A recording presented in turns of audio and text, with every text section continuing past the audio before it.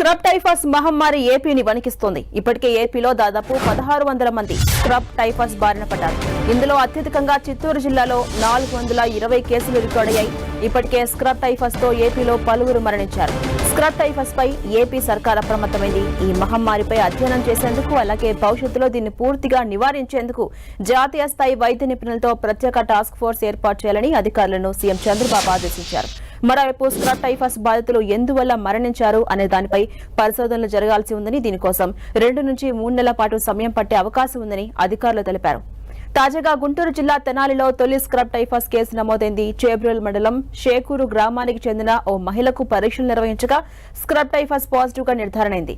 కొద్ది రోజులుగా తీవ్రమైన జ్వరంతో బాధపడుతున్న ఆమెను ఆసుపత్రికి తీసుకెళ్లగా వైద్య పరీక్షలు నిర్వహించారు. ఆమెకు స్క్రబ్ టైఫాస్ నిర్ధారణ కావడంతో తెనాలి జిల్లా వైద్యశాలలో ప్రత్యేక వార్డును ఏర్పాటు చేసి ఐసీయూలో చికిత్స అందిస్తున్నారు. ప్రస్తుతం ఆమె ఆరోగ్య పరిస్థితి నిలకడగా ఉందని తెనాలి జిల్లా ప్రభుత్వ ఆసుపత్రి సూపరింటెండెంట్ సౌభాగ్యవాన్ తెలిపారు. కేసుల తీవ్రత దృష్ట్యా ముందు జాగ్రత్తగా ఆసుపత్రిలో స్పెషల్ వార్డును వైద్యాధికారులు ఏర్పాటు చేశారు.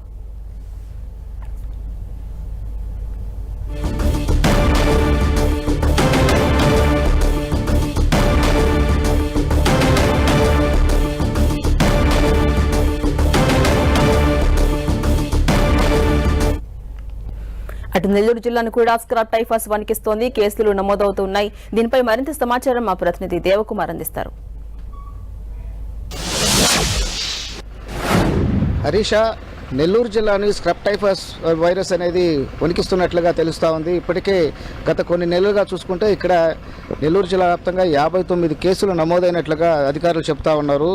అదేవిధంగా అక్టోబర్ నెలలో 13 కేసులు నమోదైతే నవంబర్ నెలలో 26 కేసులు నమోదైనట్లుగా అధికారులు చెప్తున్న పరిస్థితి అయితే కనిపిస్తోంది. అయితే ఇప్పటికే ఈ జిల్లాలో ఇద్దరు ఈ బారిన పడి చనిపోవడం జరిగింది. అయితే వారిలో ఒకరు సంతోష్ అనే 5 ఏళ్ల చిన్నారి, ఈమె రాపూర్ మండలం సిద్ధవరంకు చెందినది. ఈ గత నెల 4వ తేదీన ఈ నెల 4వ తేదీన చనిపోవడం జరిగింది. అయితే ఈమె దీనివల్లే చనిపోయిందా లేదా అనేది క్లారిటీ అయితే లేదు. ఎందువల్లంటే ఈ పాపకు లివర్ వ్యాధి ఉన్నట్లు కూడా అధికారులు చెప్తా ఉన్నారు. దీనిపైన క్లారిటీ లేదు.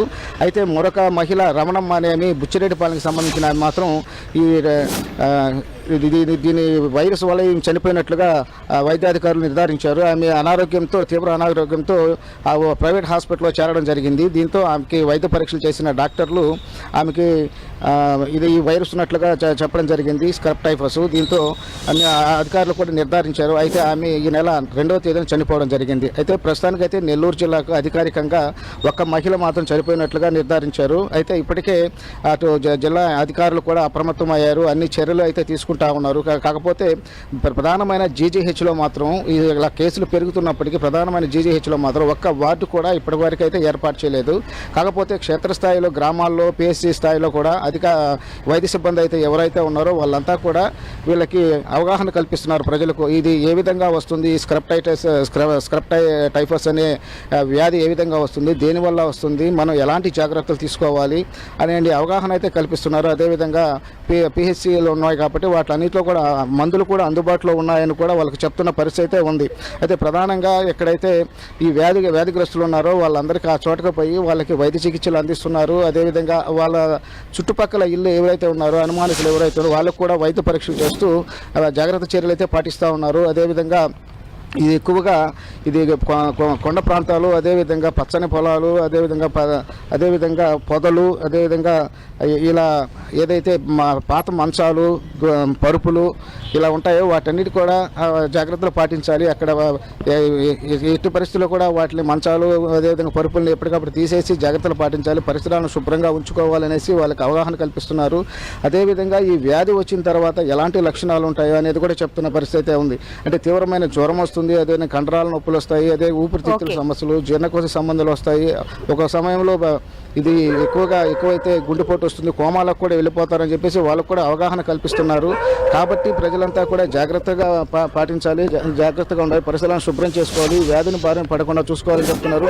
ఒకవేళ ఇలాంటి లక్షణాలు ఏదైనా దద్దుర్లు కానీ ఏదైనా వచ్చినప్పుడు, ఇలాంటి లక్షణాలు కనిపించినప్పుడు వెంటనే వైద్య పరీక్షలు చేయించుకొని ట్రీట్మెంట్ తీసుకుంటే దీన్ని పూర్తిగా క్యూర్ అవుతుంది. కాబట్టి భయపడాల్సిన పని లేదు. దీనికి సంబంధించిన మందులు ఉన్నాయి అని కూడా వైద్యాధికారులు అవగాహన కల్పిస్తున్నారు. ఇప్పటికే అటు సీఎం చంద్రబాబు నాయుడు కూడా దీనిపైన స్పందించడం జరిగింది. దీనిని పూర్తిగా దీనిపైన అధ్యయనం చేయాలి, భవిష్యత్తులో దీన్ని పూర్తిగా నివారించేందుకు ఒక ప్రత్యేక టాస్క్ ఫోర్స్ టీంను కూడా ఏర్పాటు చేయాలని చెప్పేసి నిన్న అధికారులను కూడా ఆదేశించడం జరిగింది. అదేవిధంగా ఆ ప్రత్యేక టాస్క్ ఫోర్స్ క్షేత్రస్థాయిలో పరిశీలన చేసి అదేవిధంగా వాళ్ళకి సంబంధించిన ఒక నివేదిక ఏదైతే ఇస్తారో ఆ నివేదిక ప్రకారం అధికారులంతా కూడా జాగ్రత్త చర్యలు చేపట్టాలి. Right, thank you Devakumar.